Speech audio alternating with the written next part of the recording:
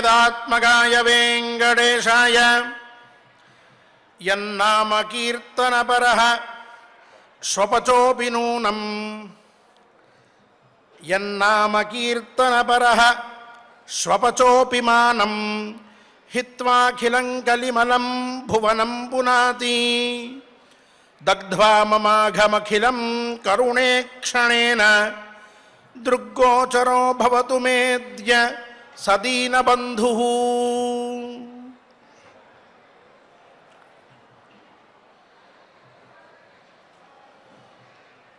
శ్రీ వెంకటేశ్వర స్వామి వారు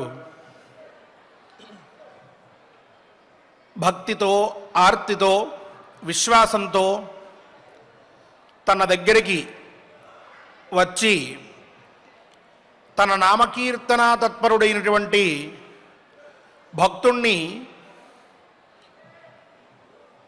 కరుణతో ఒక్కసారి చూసినట్లయితే అతను సమస్త పాపముల నుండి నివృత్తులవుతున్నాడు. ఎంతో అభ్యాసంతో ఎంతో కష్టంతో సాధించవలసినటువంటి ఉత్తమ గతులన్నిటిని కూడా అతను అనాయాసంగా పొందుతూ ఉన్నాడు. స్వామివారి కరుణాకటాక్ష వీక్షణం అనేది అత్యంత విశిష్టమైనది.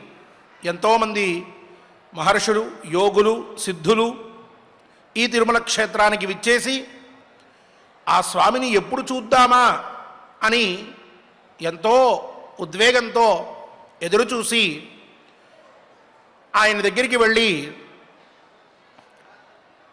నువ్వే నాకు దైవము అని ప్రార్థించి ఎన్నో విశిష్టమైన కీర్తనలు, శ్లోకములు పారాయణ చేసి ఆయన అనుగ్రహాన్ని పొంది ఉత్తమ గతుల్ని వాళ్ళందరూ కూడా సాధించుకున్నారు. స్వామివారి వైశిష్ట్యం అది. కేవలం ఐహికమైనటువంటి కోరికల్ని తీర్చడమే కాక ఆముష్మికమైనటువంటి ఫలాలని మనకి అందజేసేటటువంటి దివ్యధామం ఈ తిరుమల క్షేత్రం. అలాగే దివ్య పురుషుడు శ్రీ వెంకటేశ్వర స్వామివారు. ఏ జన్మలో ఏ పుణ్యం చేశామో, ఏ తపస్సును ఆచరించామో, ఏ ధర్మాన్ని పట్టుకుని మనం నడిచామో తెలీదు. ఈనాడు ఈ క్షేత్రంలో ఇక్కడ మనందరం కలిసి ఒక సత్కథా కాలక్షేపం చేస్తూ ఉండడం, ఉత్తమ గ్రంథాలని పారాయణ చేయడం, ఇక్కడ నుంచి వచ్చేటటువంటి ప్రతి స్తోత్రాన్ని, ప్రతి నామాన్ని, ప్రతి శ్లోకాన్ని అత్యంత భక్తి శ్రద్ధలతో ఎక్కడ ఉన్నా సరే ఇక్కడే ఉన్నట్టుగా భావించి వాటినన్నింటినీ కూడా శ్రద్ధతో ఆలకించడం, పఠించడం, ఇదంతా కూడా ఏదో భాగ్యం మనకి ఉండడం వల్ల దక్కినది. ఇది మనకి రాబోయేటటువంటి కాలంలో ఐహికమైన ఆముష్మికమైనటువంటి ఫలాన్ని కూడా కలగజేస్తుంది. అర్థయుక్తమైన ధర్మాన్ని మనందరం కూడా ఆచరిస్తూ ఉన్నాం. ఆ రెండిటి వల్ల సమస్త కామములు తీరతాయి. అటువంటి భాగ్యాన్ని మనకి తప్పక అనుగ్రహించమని శేషాచలాధీశ్వరుణ్ణి మనందరం కూడా సభక్తికంగా ప్రార్థిస్తూ ఆచార్యముఖంగా వచ్చే సంకల్పాన్ని శ్రద్ధగా పఠిద్దాం. స్వామివారిని అనుగ్రహించమని కోరుదాం. ఓం నమో వెంకటేశాయ. విఘ్నేశ్వర ధ్యానం. నమస్తే గణనాథాయ గణానాం పతయే నమః. భక్తి ప్రియాయ దేవేశ భక్తేభ్యః సుఖదాయక. శ్రీనివాస ధ్యానం అనంత వేద సంవేద్యం నిర్దోషం గుణసాగరం అతీంద్రియం నిత్యముక్తం శ్రీనివాసం భజే నిశం. శ్రీకృష్ణ ధ్యానం వందే నవఘనశ్యామం పీతకౌశేయవాససం సానందం సుందరం శుద్ధం శ్రీకృష్ణం ప్రకృతేః పరం. వ్యాసధ్యానం వేదవ్యాసం స్వాత్మరూపం సత్యసంధం పరాయణం శాంతం జితేంద్రియక్రోధం సశిష్యం ప్రణమామ్యహం.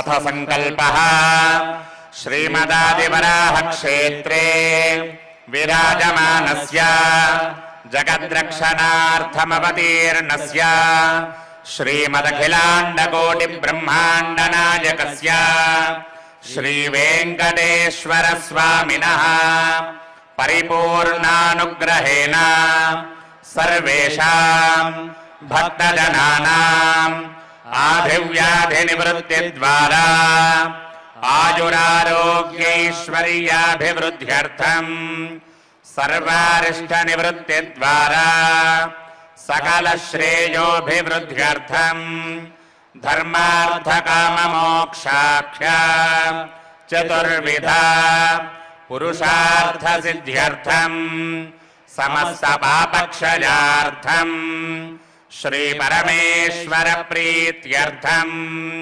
శ్రీమన్మహాభారతే వనపర్వణి యథాశక్తి చతుస్త్రింశాధ్యాయాంతర్గత శ్లోకపారాయణం ఆచార్యముఖేన కరిష్యామహే. శ్రీకృష్ణ పరబ్రహ్మణే నమః.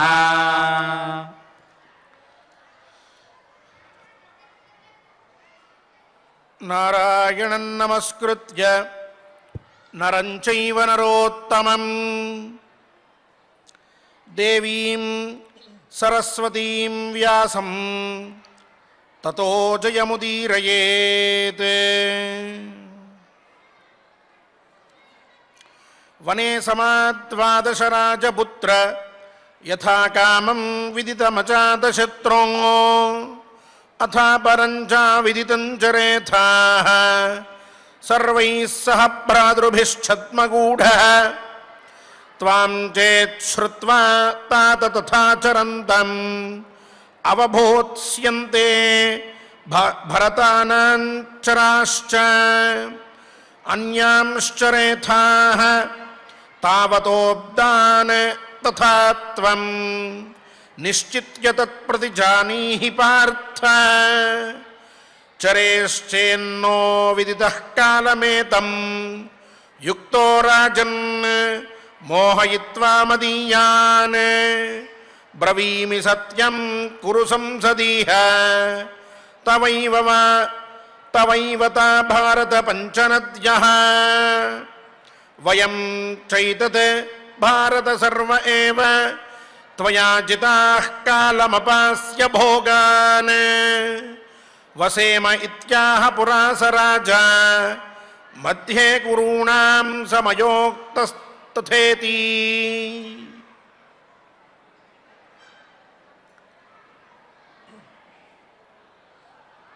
ధర్మరాజు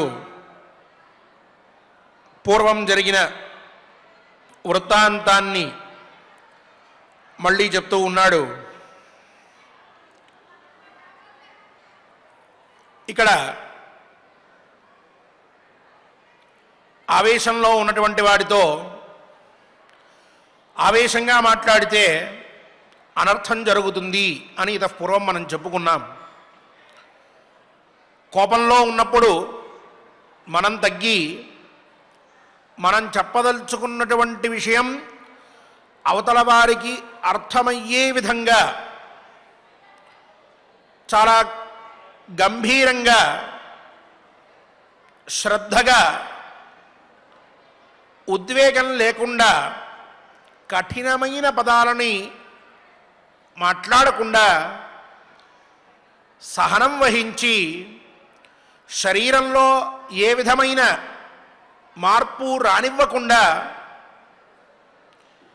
ప్రశాంత చిత్తంతో మనం మాట్లాడే మాట స్థిరంగా ఉన్నది అని అవతల వాళ్ళకి తెలిసేట్టుగా సందర్భానుసారంగా అవతల వాళ్ళు ఎన్ని మాటలైనా మాట్లాడి ఉండవచ్చు మన మీద, ఆరోపణలు లేకపోతే దూషణలు ఇంకొకటి ఏదైనా చేసి ఉండవచ్చు.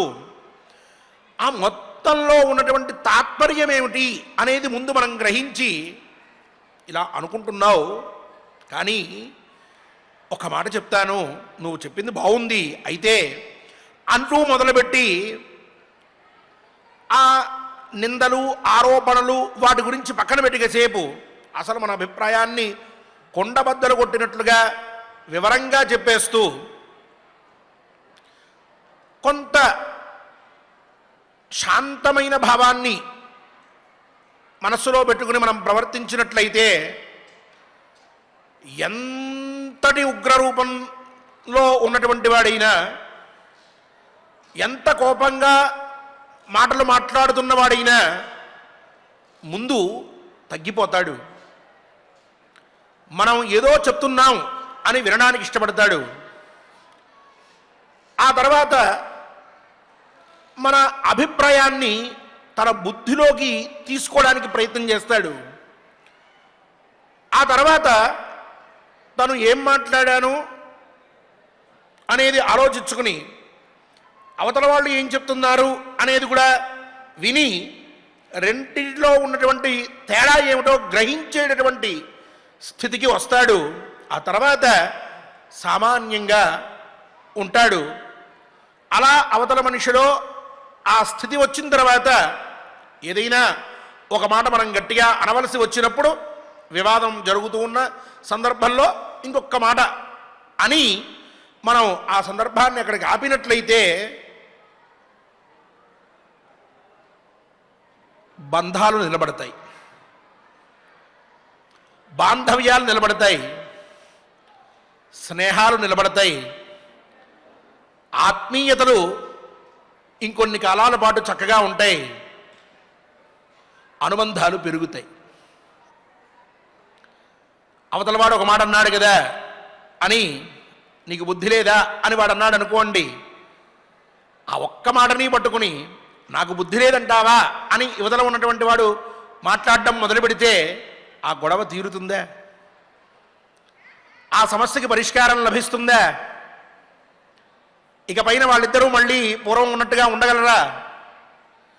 ఏదో ఆగ్రహంలో ఒక మాట అన్నాడు, అది కాదు, బుద్ధి లేదా అన్నం కాదు వాడి తాత్పర్యం. నేనేదో ఇష్టం లేని పని చేశాను, దాన్ని నా మీద ఆరోపణగా చెప్పాలి అనేది వాడి తాత్పర్యం. ఎందుకు చేయవలసి వచ్చిందో చెప్తే చాలు అన్న భావనతో మనం మాట్లాడడం మొదలు పెడితే చాలా ఉన్నతమైనటువంటి వ్యక్తిత్వం కలిగిన వాళ్ళం అవుతాం. ధర్మరాజు దగ్గర నుంచి ఈనాడు మనం నేర్చుకోవలసినటువంటి విధానం ఇదే. ఎన్నో మాటలు అన్నగారి ముందు మాట్లాడినప్పటికీ ఏమాత్రము తొణగకుండా బెడగకుండా భీమసేనుడితోటి నువ్వు బాగా చెప్పావు, సత్యం చెప్పావు అంటూ వాక్యాలు మొదలుపెట్టి నా మనస్సుని నువ్వు పొడి చేశావు తీక్షణమైన మాటలతో, అయినప్పటికీ అని అంటూ పైన కొంత పూర్వప్రసంగాన్ని కూడా చెప్తూ ధర్మరాజు చాలా అందంగా మాట్లాడుతూ ఉన్నాడు.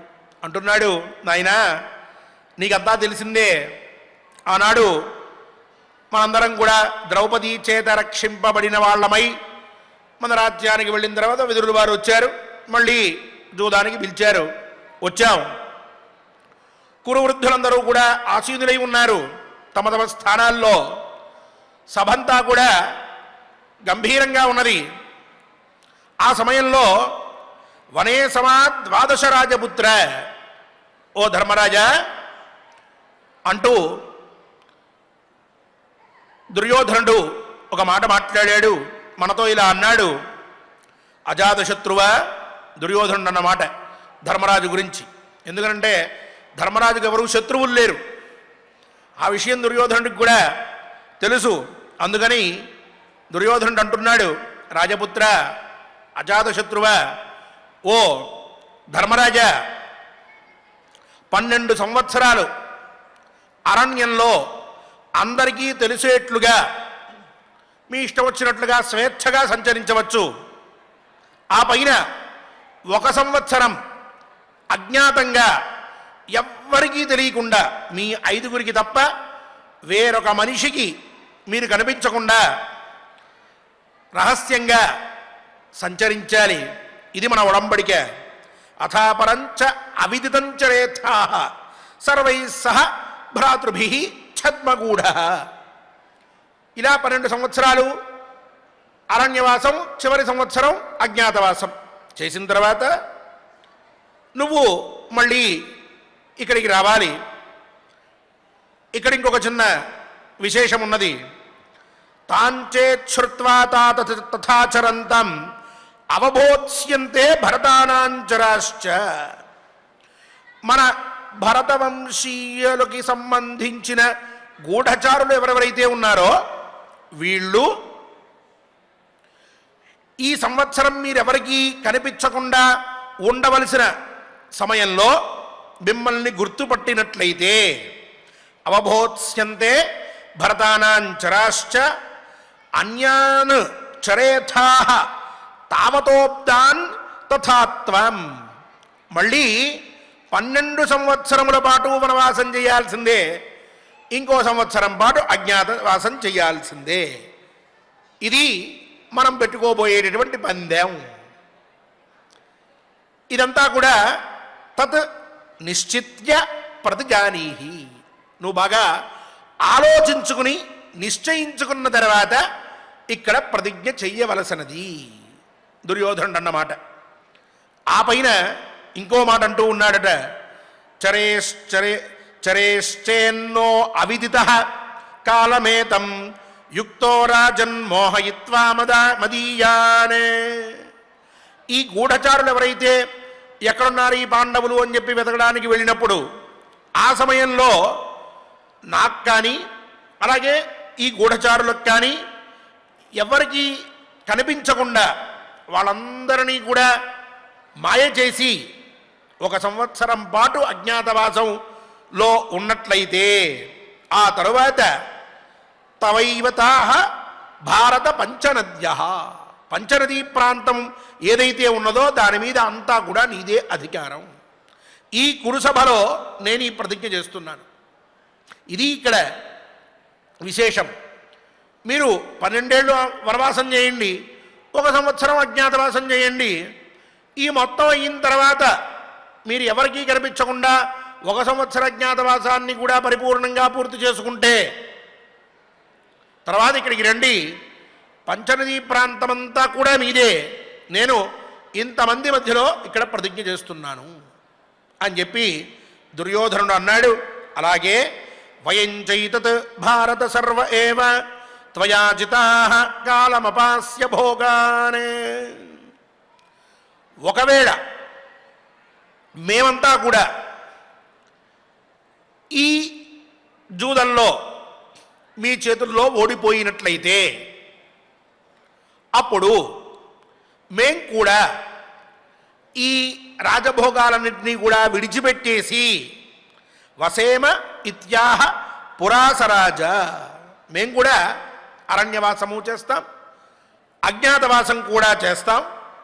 ఒకవేళ మేమెవరైనా అజ్ఞాతవాసంలో తెలిసిపోయినట్లయితే మళ్ళీ 12 ఏళ్ళు అరణ్యవాసం, 1 సంవత్సరం అజ్ఞాతవాసం, ఇలా చేస్తూనే వస్తూ ఉంటాము అని చెప్పి ఆ దుర్యోధనుడు కురు సభలో మహానుభావులందరి మధ్యన నాకు చెప్పాడు. అప్పుడు మయోక్త సహ తథేతి, అలాగే అని చెప్పి నా చేత ఆ దుర్యోధనుడు చెప్పబడ్డాడు. అంటే నేను ఒప్పుకున్నాను, అలాగే తప్పకుండా అలాగే చేద్దామని చెప్పి ప్రతిజ్ఞ చేశాను. మేము ఓడిపోతే 12 సంవత్సరాలు అరణ్యవాసం, 1 సంవత్సరం అజ్ఞాతవాసం తప్పక ఆచరిస్తాము అని నేను అందరి మధ్యలో ప్రతిజ్ఞ చేసి వచ్చా. ఇలా జరిగింది.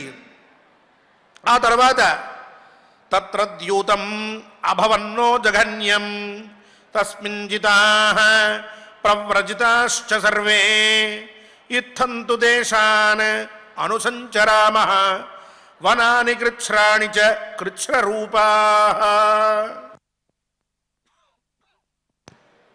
ఆ తరువాత ఎప్పుడూ కూడా ఎవరి చేతైనా కూడా ప్రశంసింపబడనటువంటి జూదాన్ని, అందరి చేత కూడా నిందించబడేటటువంటి జూదాన్ని అక్కడ ఆడాం. చివరిలో ఆ జూదంలో తస్మింజితాః ప్రవ్రజితాశ్చ సర్వే, దాంట్లో ఓడిపోయాం.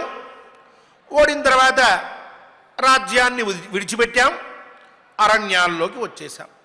ఇత్థంతు దేశాన్ అనుసంచరామః, ఈ విధంగా ఆ రాజ్యాన్ని మొత్తాన్ని విడిచిపెట్టి ఈ అరణ్యాల్లో పట్టుకుని తిరుగుతూ ఉన్నాం. వనాని కృచ్ఛ్రాణి చ కృచ్ఛ్రరూపాః, ఈ వనాలన్నీ కూడా ఏదో పని ఉన్నవాడు వెతుకుతున్నట్లుగా మనం కూడా తిరుగుతూ ఉన్నాం, అటు ఇటు చాలా కష్టాల్ని అనుభవిస్తూ ఉన్నాం. అనేక ప్రదేశాల్లో కష్టాల్ని మనం పొందుతూ ఉన్నాం. సుయోధనశ్చాపి నశాంతిమిచ్చన్ భూయః సమన్యోః వశమన్వగచ్చత్ ఉద్యోజయామాస కురూంశ్చ సర్వాన్ ఏ చాస్య కేచిత్ వశమన్వగచ్చన్. భీమసేన, దుర్యోధనుడు కూడా ఇంత జరిగినప్పటికీ శాంతిని పొందలేదయ్యా. అతనికి పాండవులని అరణ్యం పాలు చేసేశాం కదా, ఇకపైన మనకేమీ దోషం లేదు, భయం లేదు, ఏ విధమైనటువంటి అపాయం లేదు, కాబట్టి మనం శాంతంగా సుఖంగా ఉండవచ్చు అని అతను భావించట్లేదు. భూయః సమన్యోః వశమన్వగచ్చత్, మళ్ళీ ఆ దుర్యోధనుడు కోపానికి వశుడైపోయి ఉన్నాడు. ఉద్యోజయామాస కురూంశ్చ సర్వాన్, మనల్నందరినీ కూడా ఇలా అడవులు పాలు చేసినటువంటి ఆ దుర్యోధనుడు తరువాత అక్కడ కురు దేశంలో ఎవరెవరైతే ఉన్నారో కురువంశీయులు వాళ్ళందరినీ కూడా తన వశంలోకి తెచ్చుకున్నాడు. ఉద్యోజయామాస కురూంశ్చ సర్వాన్, అక్కడ రాజ్యంలో ఉన్నత పదవులు ఏవైతే ఉన్నాయో వాటిల్లో వీళ్ళందరినీ తీసుకువెళ్ళి కూర్చోబెట్టాడు. తనకు కావలసినటువంటి వాళ్ళందరినీ పై పై స్థానాల్లో ఉంచాడు. మనకి శత్రువులు ఎవరో వాళ్ళందరినీ కూడా ఉత్తమ స్థానాల్లో నియోగించాడు. తను మన మీద ఇంకా ప్రతీకారంతో రగిలిపోతూనే ఉన్నాడు. తం సంధిమాస్థాయ సతాం సకాశే కో నామ జహ్యాత్ ఇహ రాజ్యహేతోః ఆర్యస్య మన్యే మరణాద్ గరీయః యద్ధర్మముత్క్రమ్య మహీం ప్రశాసేత్. ఇప్పుడు అసలు విషయంలోకి వచ్చాడు. నాయనా భీమసేన, ఆనాడు కౌరవ సభలో మహానుభావుల సమక్షంలో మహానుభావులైనటువంటి భీష్మాచార్యులు వారు ఉండగా, ధర్మతత్వజ్ఞుడైన విదురుడు ఉండగా, ఇక మనల్ని తండ్రిలాగా పరిపాలించిన ధృతరాష్ట్రుల వారు ఉండగా, అశ్వత్థామ ఇత్యాది మహావీరులు ఉండగా, ద్రోణ కృపాచార్యుల వారు అక్కడే ఉండగా, ఇంకా కొంతమంది మహాత్ములు ఆ సభయందు సుఖాసీనులై మనల్ని గమనిస్తూ ఉండగా, అంతమంది మధ్యన నేను ఇలానే చేస్తాను అని ప్రతిజ్ఞ చేశాను కదా.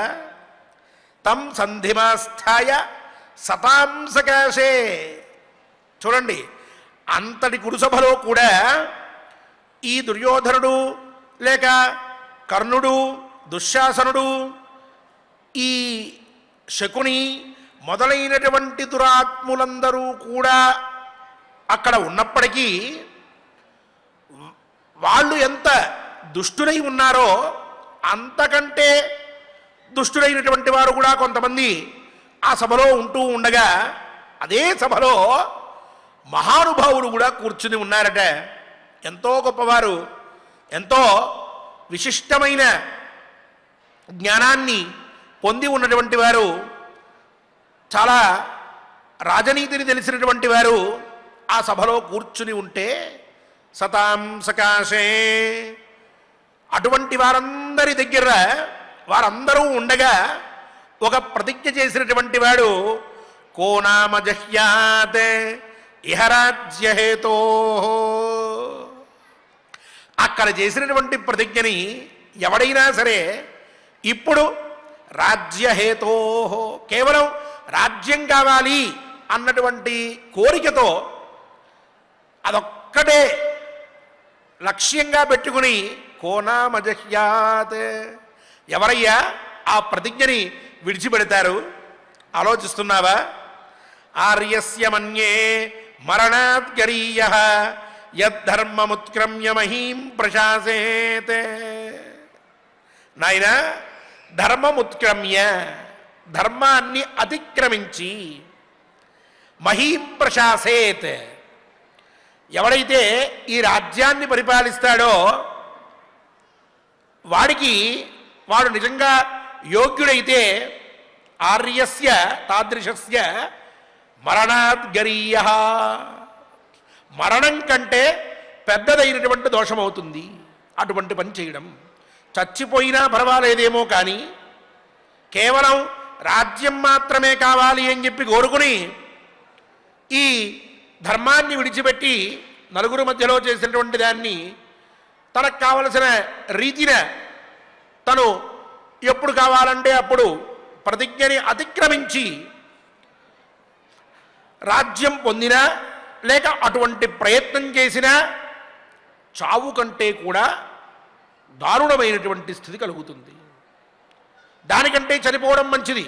ఈ అరణ్యంలో ఏపులో వచ్చి తిందనుకో ఆనందం, ధర్మరాజు ప్రతిజ్ఞకి బద్ధుడైపోయాడయ్యా అనొచ్చేమో రేపు ఒకవేళ.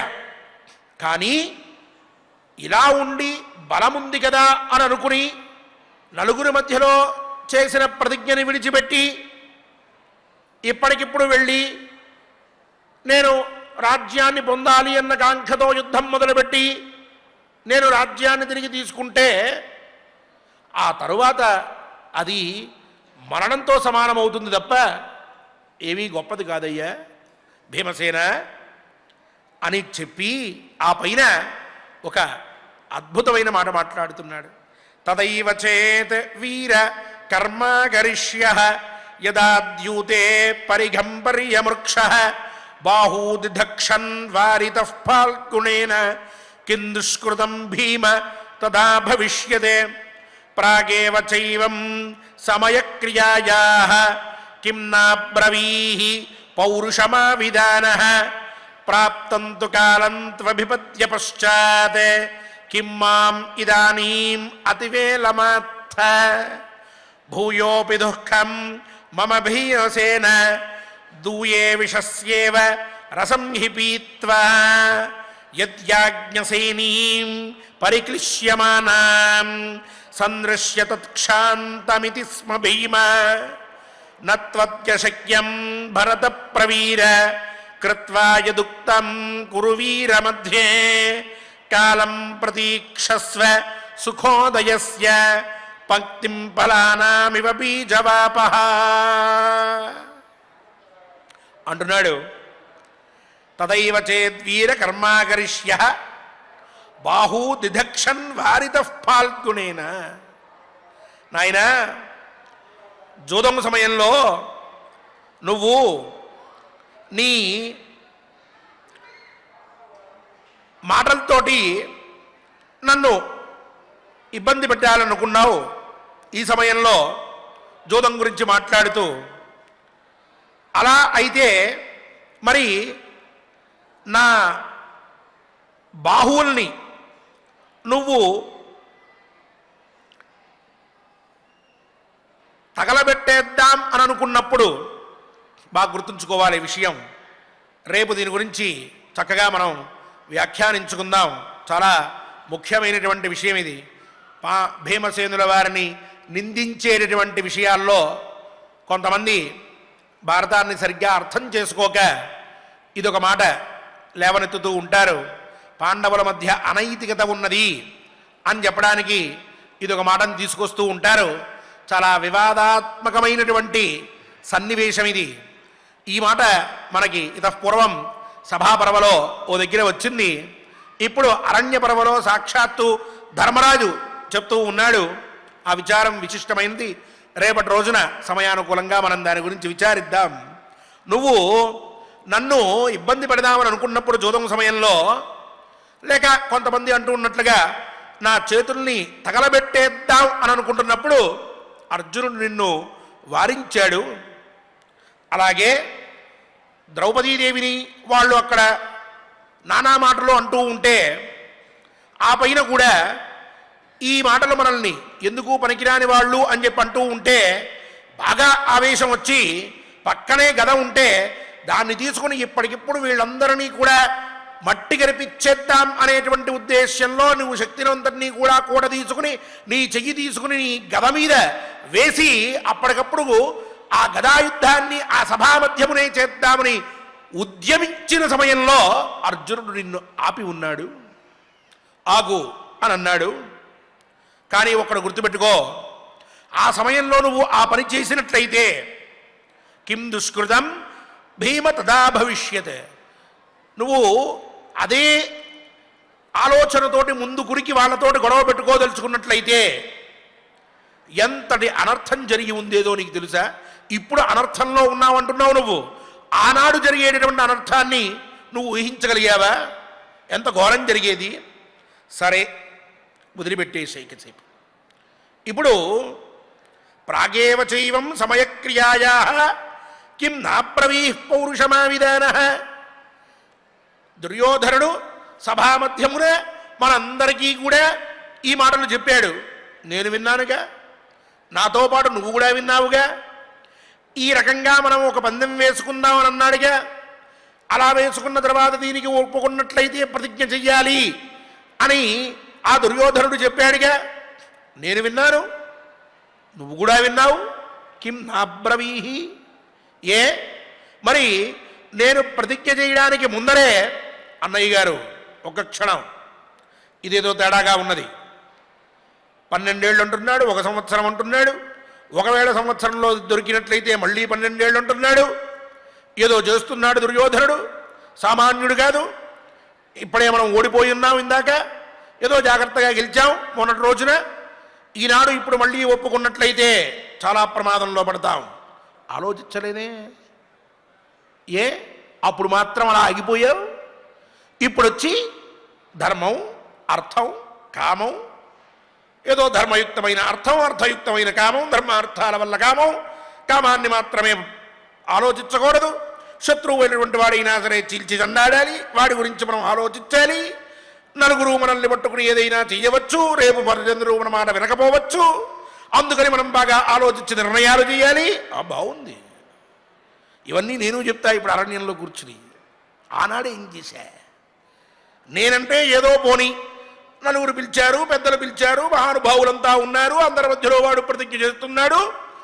ఎలాగైనా సరే ఈసారి గెలిచి వీళ్ళందరినీ పంపించేద్దాం, సుఖంగా ధర్మయుక్తంగా రాజ్యాన్ని పరిపాలిద్దామని అనుకున్నాను అనుకో. నీ సంగతి ఏమిటి నాయన? ఏం చేశా? ఏ అప్పుడు అనిపించలేదా? ఆలోచించుకోను, నువ్వు ఆలోచించి మాట్లాడు తర్వాత. కిన్నాబ్రవీహి, ఇప్పుడేమో పౌరుషమావిధాన, ఇప్పుడేమో వెళ్దాం పద, దింపేద్దాం పద, లేపేద్దాం పద అంటున్నావు. అసలు ఈ గోలంతా మనకెందుకయ్యా అన్నయ్యా? ఇక్కడికి విడిచిపెట్టేయి చాలు. వాళ్ళు ఏదో ప్రతిజ్ఞ చేయమంటున్నారు, అది మనకు కుదరదని చెప్పు. ఏదో సరదాగా ఆడుకుందాం రమ్మను. లేదు 10 ఎకరాలో రాజ్యమో, లేకపోతే ఇంకొక సువర్ణమో బంగారమో, ఆ పైన మణిరత్నాలో, లేదు మొన్న మనం కట్టుకున్నటువంటి ఇంద్రప్రస్థమో ఏదో పెట్టమను, తీసేసుకోమని వాళ్ళు వదిలిపోతుంది. వద్దంటే వాడు ఏమన్నా అనుకుంటాడు అనుకుంటే అంతే తప్ప ఇలా పెట్టమాక. 12 ఏళ్ల పాటు అరణ్యం అంటే కష్టం, అక్కడ ఆ కష్టాలు అనుభవించలేను నేను. అంటే విజయం మీద నీకెంత నమ్మకం ఉందో నాకు అంతే నమ్మకం ఉందిగా. నీకొకవేళ తప్పక మనం విజయం సాధించలేం అనేటటువంటి అనుమానం కలిగితే నువ్వేం చేసి ఉండాలి? అన్నగారు వద్దనాలి. ఆ రోజు నేను ఆ సమయంలో తప్పకుండా వీళ్ళందరినీ ఓడించి పంపిద్దాం అని అనుకుంటూ ఆ ప్రతిజ్ఞకి ఒప్పుకున్న సందర్భంలో నువ్వేమన్నా మాట్లాడా? ఏమన్నా అన్నావా అసలు? ప్రాప్తంతు కాలం త్వభిమధ్య పశ్చాత్. ఇప్పుడేమో ఆ ప్రతిజ్ఞ అనుసారంగా అందరం ఓడిపోయిన తర్వాత ఉన్న బట్టలన్నీ విప్పేసి నారచీరలు కట్టుకుని నాతో పాటుగా ఈ అరణ్యానికి వచ్చి కిం మాం ఇదానీం అతివేలమాత్త, ఇప్పుడు నాతోటి ఇంత కఠినంగా మాట్లాడుతున్నావేమిటి? ఏమిటి అసలు నీ నీ ఆలోచన ఏమిటో తెలియట్లే. అంటే ఒకవేళ నేను గెలిచి ఉంటే పాండవులు అందరూ గెలిచారు అని చెప్పి అందరూ సంబరాలు చేసుకుంటూ ఉన్నప్పుడు ఈ కౌరవులందరూ కూడా బయలుదేరి అరణ్యవాసానికి వెళ్తే ఆ రోజు ఈ మాటలు వచ్చేవా? నీ అప్రమత్తత, నీ అనాలోచిత నిర్ణయం, నువ్వేదో పెద్దగా అనుకున్నావు, నీ వల్లే ఇదంతా వచ్చి పడింది. ద్రౌపది ఒప్పుకోవట్లే, అర్జునుడు బాధపడుతున్నాడు, వాళ్ళిద్దరి సంగతి చెప్పక్కర్లేదు, కృష్ణుడు ఏడుస్తున్నాడు, సృంజయ వీరులందరూ బాధపడుతున్నారు. ఏ ఆ క్షణంలో ఒక క్షణం ఆలోచించి అన్నగారు ఇలా కుదరదు అని చెప్పడం చేతగాల? ఒప్పుకొని వచ్చిన తర్వాత ఇప్పుడు కూర్చోబెట్టి నీదే మొత్తం తప్పు అంటున్నావా? ఏం నాయన? మెల్లగా ఒక చొరక వేశాడు. ఇప్పుడు నేను చేసినటువంటి దాంట్లో నాకెంత బాధ్యత ఉన్నదో నీకు అంతే బాధ్యత ఉన్నది. అది ధర్మరాజు యొక్క గొప్పతనం. అందుకే ఇలాంటి విషయాల్లో ధర్మరాజుని తేనె పూసిన గత్తి అంటూ ఉంటారు మహానుభావులు. తప్పుగా కాదు, చాలా తెలివిగలవాడు అని చెప్పి అర్థం. అన్ని మాటలు చెప్తూ జరిగిన వృత్తాంతం భీమసేనుడికి తెలిసినా సరే మళ్ళీ భీమసేనుడికే వినిపించి కొంత అతని కోపం తగ్గిన తర్వాత ఇప్పుడు పెడుతూ ఉన్నాడు. నీకేమైంది ఆ రోజు అని చెప్పి అలా చెప్తూ భూయోపి దుఃఖం మమ భీమసేన దూయే విషస్యేవ రసం హి పీత్వా. నాయన, అరణ్యానికి రావడం, ఇక్కడ ఈ రకంగా జీవనం కొనసాగించడం నాకు కూడా చాలా కష్టంగానే ఉన్నది. అలాగే ఆ సమయంలో ఆ రోజున ద్రౌపది వాళ్ళందరి చేత అన్ని మాటలు పడుతూ ఉంటే, వాళ్ళందరూ నానా మాటలు అంటూ ఉంటే ఆవిడ్ని మనందరం కళ్ళప్పగించుకుంటూ చూస్తూ ఉన్నాం తప్ప ఏం చేయలేకపోయాం కదా. మౌనంగానే ఉన్నామే. సందృశ్య తత్ క్షాంతమితి స్మ భీమ. మనం ఏమన్నా ఇలా ఎందుకు జరుగుతోంది అని ప్రశ్నించామా? తలలు వంచుకుని అక్కడ కూర్చున్నాం, ఏం మాట్లాడలేకపోయాం. అయితే విషరసం తాగినప్పుడు ఆ తాగిన తర్వాత కొన్ని రోజులకి ఎలా అయితే అది శరీరంలో ప్రకోపాన్ని తీసుకొచ్చి శరీరాన్ని నాశనం చేస్తూ ఉంటుందో, ఆ రోజు ద్రౌపది పడ్డ కష్టాలన్నింటినీ అక్కడ చూసినటువంటి నేను ఈరోజు ఆ కష్టాన్ని మళ్ళీ మళ్ళీ గుర్తు తెచ్చుకుని పరితపిస్తూ ఉన్నానయ్యా భీమసేన. ఏ నాకు మటుకు కష్టం లేదా? నేను మటుకు బాధ అనుభవించట్లేదు అనుకుంటున్నావా? నాయనా, మనం కురువీరులందరూ ఉన్నప్పుడు వాళ్ళందరి మధ్యలో ప్రతిజ్ఞ చేసి వనవాసం చేస్తామని చెప్పి అనుకుని వనవాసాన్ని స్వీకరించేసిన తర్వాత ఇప్పుడు మళ్ళీ రాజ్యం కోసం బయలుదేరి వెళ్ళడం నా వల్ల కానటువంటి పని. అంటే ఒక మాట, నీలో కూడా దోషమున్నది, ఒకవేళ నాలో దోషముంటే అనే మాటని వినిపించి తరువాత ద్రౌపదీ విషయంలో నేను బాధపడుతున్నా నీలాగే అని చివరికి నిర్ణయం చెప్పేస్తున్నాడు. ఇప్పటికిప్పుడు బయలుదేరి వెళ్ళి రాజ్యాన్ని పొందాలి అంటే నా వల్ల కాదు, నేను ఆ పని చెయ్యను. నత్వద్య శక్యం భరత ప్రవీర కృత్వా యదుక్తం కురువీర మధ్యే. వాళ్ళందరి మధ్యలో ప్రతిజ్ఞ చేసిన తర్వాత ఇప్పుడు తీసుకోమంటే ఎట్లా కుదురుతుంది? కాబట్టి ఒక విత్తనాన్ని రైతు నాటిన తర్వాత ఎప్పుడు మొలకొస్తుందా అని చెప్పి ఎదురు చూస్తూ ఉన్నట్లుగా మనం కూడా మళ్ళీ మనకి ఎప్పుడు మంచి రోజులు వస్తాయా అని చెప్పి అవి వచ్చేంత వరకు ఎదురు చూస్తూ ఉండడమే. అంతే తప్ప మధ్యలో ఏదో చేసేద్దాం అంటే నేను ఒప్పుకోను, అది జరిగే పని కాదు. యదా హి పూర్వం నిగృతో నుగృంతేత్ వైరం న పుష్పం సఫలం విదిత్వా మహాగుణం హరతి పౌరుషేణ తదా వీరో జీవతి జీవలోకే శ్రియంచ లోకే లభతే సమగ్రాం మన్యే చాస్మై శత్రవః సన్నమంతే మిత్రాణి చైనం అచిరాత్ భజంతే దేవా ఇవేంద్రముపజీవంతి చైనం మమ ప్రతిజ్ఞాంచ నిబోధ సత్యాం వృణే ధర్మమృతాజ్జీవితాచ్చ రాజ్యంచ పుత్రాశ్చ యశోధనంచ సర్వన్న సత్యస్య కళాముపైతి. ఇది శ్రీమన్మహాభారతే వనపర్వణి అర్జునాభిగమన పర్వణి యుధిష్ఠిరవాక్యే చతుస్త్రింశోऽధ్యాయః. నాయన, శత్రువులతో దెబ్బతిన్నటువంటి వాడు ఎవడైనా వెంటనే మళ్ళీ వాడి మీదకి ఉరికి వెళ్ళకూడదు. గుర్తుపెట్టుకో. ఎప్పుడైతే మన మధ్య వాళ్ళ మధ్య మన మధ్య ఉన్నటువంటి గొడవలు బాగా ముదిరి పాకాన పడి చివరికి అవి తేల్తాయి లేక వాటి అంతు చూడాలి అనే సమయం వస్తుందో ఆ సమయాన్ని గ్రహించుకుని వైరం సపుష్పం సఫలం విదిత్వ.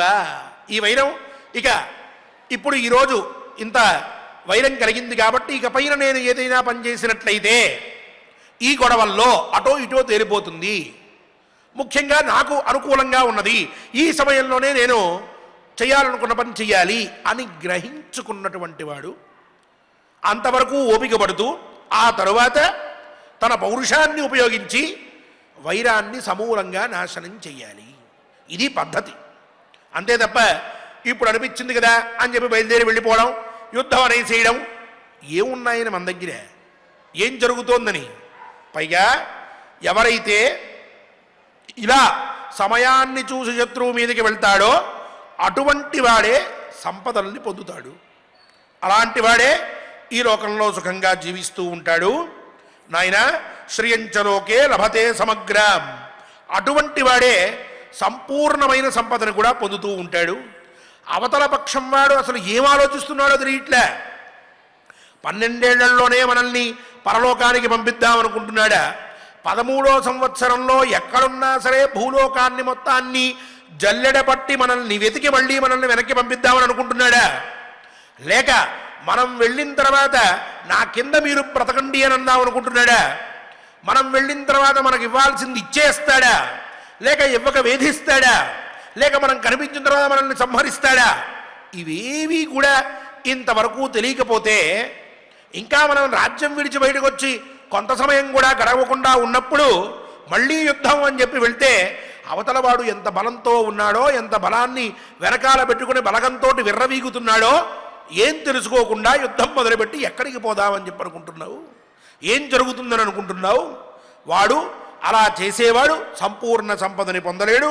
పైగా ఎవడైతే తొందరపడకుండా సమయాన్ని చూసి శత్రువు మీదకి వెళ్తాడో అటువంటి వాడు సర్వ సంపదల్ని పొందడమే కాక అటువంటి వాడిని చూసి శత్రువు కూడా దండం పెట్టేంత స్థాయికి వెళ్తాడు. శత్రువు కూడా వాడిని చూసి భయపడతాడు. అలాగే అతనికి ఎంతోమంది మిత్రులు కూడా వస్తారు. ఆ పైన దేవతలందరూ కూడా ఇంద్రుణ్ణి సేవించినట్లుగా దేవా ఇవేంద్రం ఉపజీవంతి చైనాం. ఎలా అయితే ఇంద్రుణ్ణి దేవతలు సేవిస్తూ ఉంటారో చుట్టుపక్కల వాళ్ళు కూడా మనల్ని అలా సేవిస్తూ ఉంటారు. అటువంటి పని చేయాలి. ఇంకొకటి నాయన భీమసేన, మమ ప్రతిజ్ఞాంచ నిబోధత్యాం. ఒక్కడి గుర్తుపెట్టుకో, నా ప్రతిజ్ఞ ఏదైతే ఉన్నదో సత్యమైనటువంటి ప్రతిజ్ఞ, దాన్ని అర్థం చేసుకో, దాన్ని గ్రహించుకో. ఇంకొక మాట నువ్వు అన్నావు, తీసుకుంటే మోక్షం తీసుకో, లేక ధర్మార్థ కామాల గురించి మనం ప్రయత్నం చేయాలి కాబట్టి అరణ్యవాసం వదిలిపెట్టి వెళ్ళి యుద్ధం చేసేద్దాం, ఈ రెండింటికి మధ్యలో నువ్వు ఉంటానంటే అది కుదరదు అని అంటున్నావే. అయితే నాకు మోక్షం కన్నా లేక నువ్వు చెప్పిన ధర్మయుక్తమైన అర్థయుక్తమైన కామాన్ని అనుభవించాల్సినటువంటి పరిస్థితి అయినా ఆ జీవితమైనా ఇదంతా కూడా ఎందుకు కూడా పనికిరాదు. ధర్మమే నాకు ముఖ్యం. ధర్మం కంటే ఇవి ఎక్కువ కాదు. ధర్మం కోసం నేను వీటిని పట్టించుకోను. వీడి గురించి నేను తాపత్రయమంటే ధర్మం గురించే నా తాపత్రయమంతా కూడా. ఇంకొక మాట, రాజ్యంచ పుత్రాశ్చ యశోధనంచ. రాజ్యం అంటావా, లేక మన సంతానం అంటావా, లేక యశస్సు కీర్తి అంటివే. వాళ్ళందరూ భయపడతారు, వీళ్ళందరూ మనకి తలొగ్గుతారని. అటువంటి యశస్సు కానీ మంచి కీర్తి కానీ ధనంచ కావలసినటువంటి నువ్వన్న యజ్ఞయాగాదులో ఇంకోటో చేయడానికి డబ్బు చాలా ముఖ్యమన్నావే. ఆ డబ్బు ఇవన్నీ కూడా సర్వన్న సత్యస్య కళాముపైతి. సత్యం అనేటటువంటిది ఏదైతే ఉందో దాంట్లో 16వ వంతు కూడా ఇవేవి పనిచేయవు. గుర్తుపెట్టుకో, ఈ ధనమున్నా ధాన్యమున్నా ఏమున్నా ఆడిన మాట తప్పాడురా ధర్మరాజు అని చెప్పుకుంటుంది ప్రపంచం. అది నాకు మరణం కంటే కష్టమైనటువంటిది. అందువల్ల నేను వేటిని కూడా పట్టించుకోను. కేవలం సత్యము ధర్మము ఇవే నాకు కావలసినవి. దానికోసం నేను కట్టుబడి ఉంటాను తప్ప నువ్వు చెప్పినట్లుగా ఇప్పటికిప్పుడు నేను బయలుదేరి యుద్ధానికి వెళ్ళడం అనేది మనకు జరగదు, దాన్ని నేను చెయ్యలేను అని తన నిర్ణయాన్ని ఏమాత్రం వివాదం లేకుండా భీమసేనుడికి అప్పచెప్పాడండి. చాలా అద్భుతంగా మాట్లాడాడు. చాలా ఆక్రోశం మనసులో ఉన్నప్పటికీ కూడా దాన్ని బయటపెట్టకుండా నిర్ణయాన్ని చెప్పేశాడు. విన్నాడు భీమసేనుడు, ద్రౌపదీదేవి కూడా విన్నది, మిగతా ముగ్గురు కూడా విన్నారు. భీమసేనుడికి ఇంకా ఆ ఆలోచన పోలేదు. వెంటనే చాలా అసహనంగా ఊగిపోతూ అన్నగారితో మాట్లాడడం మొదలెట్టాడు. చాలా తక్కువ మాటలే మాట్లాడాడు, కానీ చాలా ఉద్వేగంతో మాట్లాడుతూ ఉన్నాడు. అవి ఏమిటో రేపటి నుంచి తప్పక మనందరం కూడా వినే ప్రయత్నం చేద్దాం. ఈనాటి ఈ శ్లోకములని చక్కగా పారాయణ చేసుకుని స్వామనుగ్రహాన్ని పొందుదాం. సత్యస్య న కళాం ఉపైతి అని చెప్పి మనకి సత్యము ధర్మము అనేటువంటివి రెండూ ఉంటే అవే మనల్ని నిలబెడతాయి, సమస్తాన్ని మనకు కలగజేస్తాయి. రాజ్యమో లేక అధికారమో పదవో డబ్బో పెద్ద కీర్తో ఇవన్నీ కూడా సత్యనిష్ట ధర్మనిష్ట ఈ రెండూ ఉంటే తప్పక కలుగుతాయి అనేది ధర్మరాజు జీవితాన్ని మనం గమనిస్తే మనకు అర్థమవుతున్నటువంటిది. ఆయన వాచా కూడా చెప్పినటువంటి మాట. కాబట్టి ఆ రెండింటినీ కూడా మనం అనుసరించే ప్రయత్నం చేద్దాం అన్ని వేళలా. ఆ విధంగా మనల్ని రక్షించమని, అలా ప్రోత్సహించమని, మన సంకల్పం నిజం కావాలని స్వామివారిని ప్రార్థిద్దాం. ఓం నమో వెంకటేశాయ. ఓం నమో వెంకటేశాయ. చక్కగా ఆచార్యుల వారి ద్వారా భీమసేనుల వారు ధర్మరాజును ఉద్దేశించి ఎంతో ఉద్వేగపూరితమైనటువంటి మాటలతో నిందించినప్పటికీ కూడా ఆ సత్యవాక్ పరిపాలన ద్వారా కలిగేటటువంటి లాభమేంటి, దానిని ఆచరించకపోతే కలిగేటటువంటి నష్టమేంటి అనేటటువంటి విశేషాలను చక్కగా అనేక ధర్మ సూక్ష్మముల ద్వారా మనం ఈరోజు ఆచార్యుల వారి ద్వారా మనం తెలుసుకున్నాం. ఇక తదంతర్గతమైనటువంటి 34వ అధ్యాయంలో 8వ శ్లోకం నుండి మనం పారాయణం చేసుకుందాం. స్వామివారి యొక్క అనుగ్రహాన్ని పొందుదాం. త్వంచాపి తద్వేత్థా త్వంచాపి తద్వేత్థ ధనంజయశ్చ పునరుద్యూతాయ ఆగతానాం సభాన్నః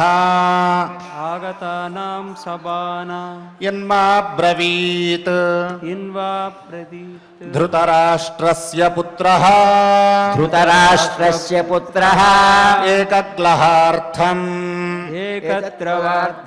భరతానాం సమక్షం వనే సమా ద్వాదశ రాజపుత్ర యథా కామం విదితమజాతశత్రో అథా పరంచ అవిదితం చరేథాః సర్వైః సహ భ్రాతృభిః ఛద్మగూఢః వాంఛేత్ శ్రుత్వా తాత తథా చరంతం అవభోత్స్యంతే భరతానాం చరాశ్చ అన్యాన్ చరేథాః అవతోబ్దాన్ తథా త్వం నిశ్చిత్య తత్ ప్రతిజానీహి పార్థ సరేశ్చేన్నోః అవిదితః కాలమేతం యుక్తో రాజన్ మోహయిత్వా మదీయాన్ బ్రవీమి సత్యం ब्रवीणि सत्यम् कुरु संसदीह कुरु संसदीह तवैवता तदैवता भारतपञ्चनद्यः भारतपञ्चनद्यः वयं चैतत् वयं चेतत् भारत सर्व एव भारत सर्व एव प्रजाजिताः त्वया जिताः कालमपास्य भोगान् कालमपास्य भोगान् वसेम इत्याह वसेम इत्याह पुरास राजा पुरास राजा मध्ये कुरूणाम् मध्ये कुरूणाम् समयोक्तस्तथेति समयोक्तस्तथेति तत्र द्यूतम् तत्र द्यूतम् अभवन्नः अभयन्नः जघन्यम् जघन्यम् तस्मिन् जिताः तस्मिन् जिताः प्रव्रजिताश्च सर्वे प्रजिताश्च सर्वे युद्धन्तु देशान् युद्धन्तु देशान् अनुसञ्चरामः अनुसञ्चरामः वनानि कृच्छ्राणि च वनानि कृष्णामि च कृच्छ्ररूपाः कृच्छरूपाः सुयोधनश्चापि सुयोधनश्चापि न शान्तिमिच्छन् न शान्तिमिच्छन् भूयः समन्योः भूयः समन्योः वशमन्वगच्छत् शरणमगच्छत् उद्योजयामास योजयामास पुरूंश्च सर्वान् पुरूंश्च सर्वान् ये चास्य केचित् ये चास्य केचित् वशमन्वगच्छन् वशमन्वगच्छत् संसन्धिमास्थाय त्वं सन्धिमास्थाय सतां सकाशे सतां सकाशे को नाम जह्यात् को नाम जस्यात् विहराज्यहेतोः विहराज्यहेतोः आर्यस्य मन्ये आर्यस्य मन्ये मरणाद्गरीयः मरणात्करीयः धर्ममुत्क्रम्य युद्धर्ममुत्क्रम्य महीं प्रशासेत् महीं प्रशासेत् तदैव चेत् तदैव चेत् वीरकर्मा करिष्यः वीरकर्मा करिष्यः यदा द्यूते यदा द्यूते परिघं पर्यमृक्षः परिसम्भर्यवृक्षः बाहूदिधक्षन् बाहूदिधक्षन् वारितः फाल्गुनेन वारितः फाल्गुनेन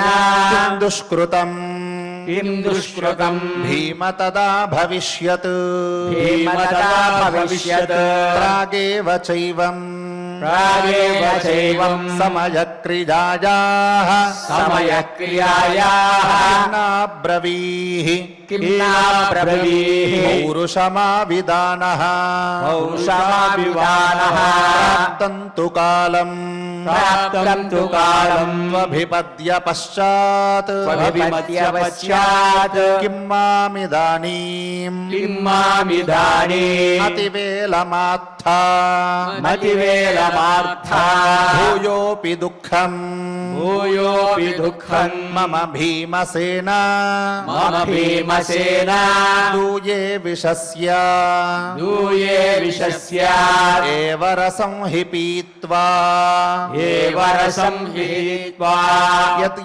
यद्याज्ञसेनीम् यज्ञाग्नसेनीम् परिक्लिश्यमानाम् परिक्लिश्यमानाम् सन्दृश्य तत्क्षान्तम् सन्दृश्य रक्षान्तम् इति स्म भीमा इति स्म भीमाः त्वद्यशक्यम् न त्वद्यशस्यम् भरतप्रवीरा भरतप्रवीरा कृत्वा यदुक्तम् कृत्वा यदुक्तम् कुरुवीरमध्ये कुरुवीरमध्ये कालम् प्रतीक्षस्व कालम् प्रतीक्षस्व सुखोदयस्य सुबोधयस्य भक्तिम् फलानाम् भक्तिम् फलानाम् इव बीजवापः इव बीजवावः यदा हि पूर्वम् यदा हि पूर्वम् निकृतो निकृन्तेत् निकृतो निकृन्तेत् वैरन्न पुष्पम् వైరం న పుష్పం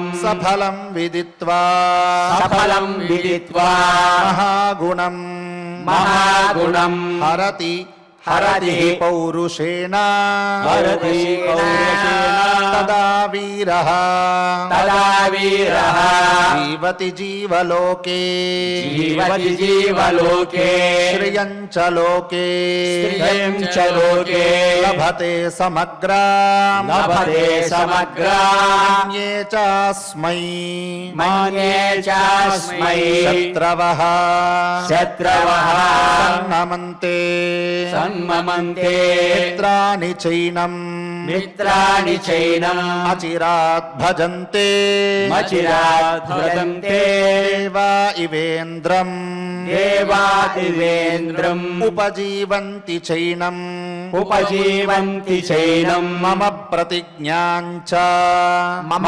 ప్రతిజ్ఞాం చ బోధ సత్యాం నిబోధ సత్యం వృణే ధర్మం రుణే ధర్మం అమృతాజ్జీవితాచ్చ మమతాజీవితాచ్చ రాజ్యం చ పుత్రాశ్చ రాజ్యం చ పుత్రాశ్చ యశోధనం చ యశోధనం చ సర్వన్న సత్యస్య సర్వం న సత్యస్య కలాముపైతి కలాముపైతి ఇది శ్రీమన్మహాభారతే ఇది శ్రీమన్మహాభారతే వనపర్వాంతర్గత వనపర్వాంతర్గత అర్జునాభిగమన పర్వణి అర్జునాభిగమన పర్వణి యుధిష్ఠిరవాక్యే యుధిష్ఠిరవాక్యే చతుస్త్రింశోऽధ్యాయः చతుస్త్రింశోऽధ్యాయः ఓం నమో వెంకటేశాయ. గోవిందానుగ్రహ సిద్ధ్యర్థం గోవిందనామ సంకీర్తనం అందరం కలిసి చేసుకుందాం. గోవిందానుగ్రహాన్ని పొందుదాం.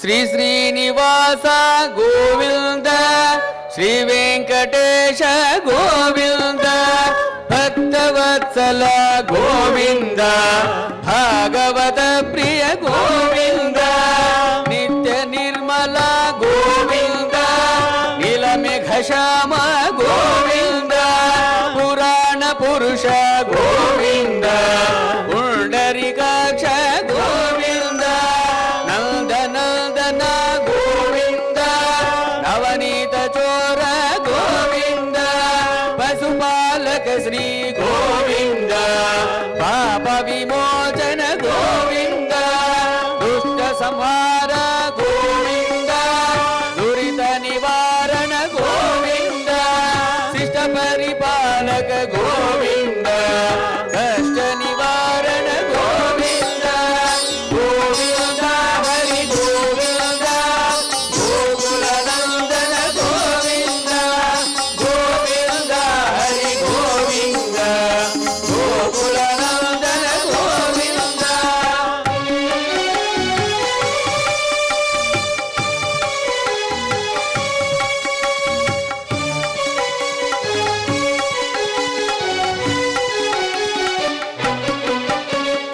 వజ్రమకుటధర గోవింద వరాహమూర్తి గోవింద గోపీజనలోల గోవింద గోవర్ధనోద్ధార గోవింద దశరథనందన గోవింద దశముఖమర్దన గోవింద పక్షివాహన గోవింద పాండవ ప్రియ గోవింద మత్స్యకూర్మ గోవింద మధుసూదన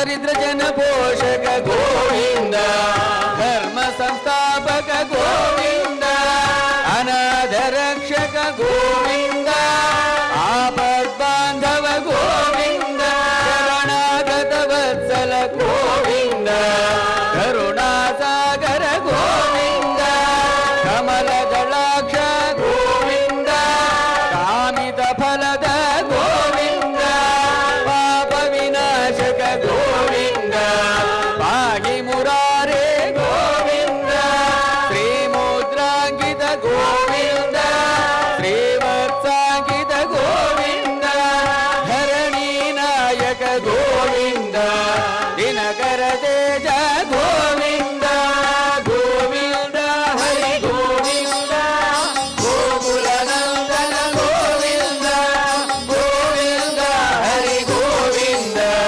गोकुल नंदन गोविंद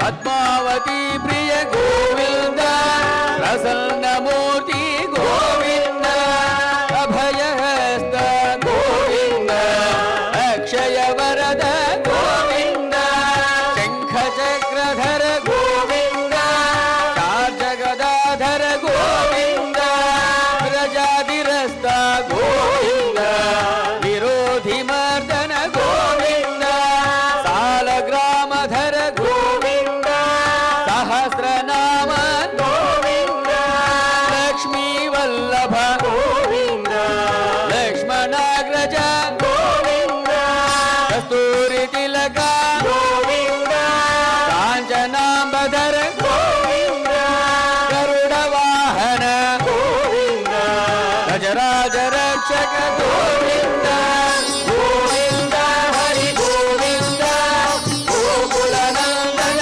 गोविंद गोविंद हरि गोविंद गोकुल नंदन गोविंद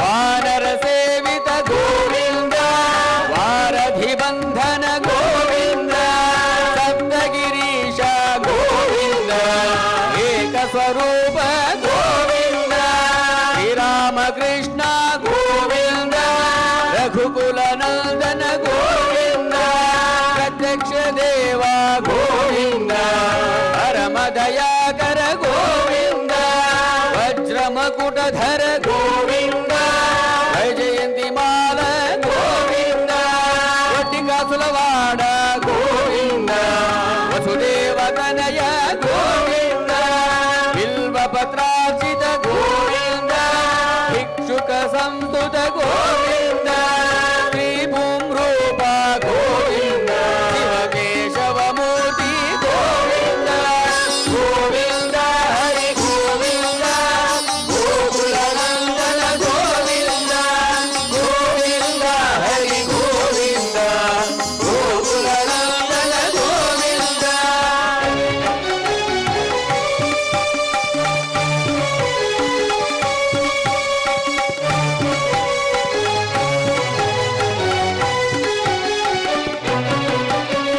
ब्रह्मांड रूप गोविंद भक्त रक्षक गोविंद नित्य कल्याण गोविंद नीरजनाभ गोविंद अधिराम प्रिय गोविंद हरि सर्वोत्तम गोविंद जनार्दन मूर्ति गोविंद जगत साक्षी रूप गोविंद अभिषेक प्रिय गोविंद आपन निवारण गोविंद रत्न किरीट गोविंद रामानुजनुत गोविंद स्वयं प्रकाश गोविंद आश्रित पक्ष गोविंद नित्य शुभ प्रद गोविंद निखिल लोकेश गोविंद गोविंद हरि गोविंद गोकुल नंदन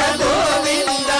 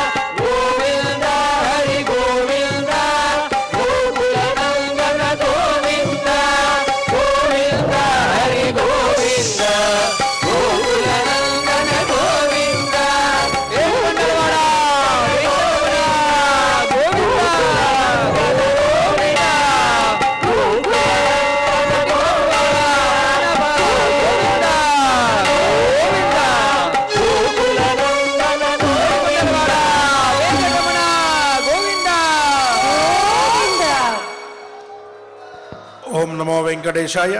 క్షమా ప్రార్థనాదులతో స్వామివారిని ప్రార్థిద్దాం. మన పారాయణాన్ని పరిపూర్ణం చేసుకుందాం. అథ క్షమా ప్రార్థనా యదక్షరపదభ్రష్టం మాత్రాహీనం చ యద్భవేత్ తత్సర్వం క్షమ్యతాం దేవ నారాయణ నమోస్తుతే. అథ లోకక్షేమ ప్రార్థనా స్వస్తి ప్రజాభ్యః పరిపాలయంతాం న్యాయేన మార్గేణ మహీం మహిషాః గోబ్రాహ్మణేభ్యः శుభమస్తు నిత్యం. లోకాः సమస్తాः సుఖినో భవంతు. అథ భగవత్సమర్పణం కాయేన వాచా మనసేంద్రియైర్వా బుద్ధ్యాత్మనా వా ప్రకృతే స్వభావాత్ కరోమి యద్యత్ సకలం పరస్మై నారాయణాయేతి సమర్పయామి.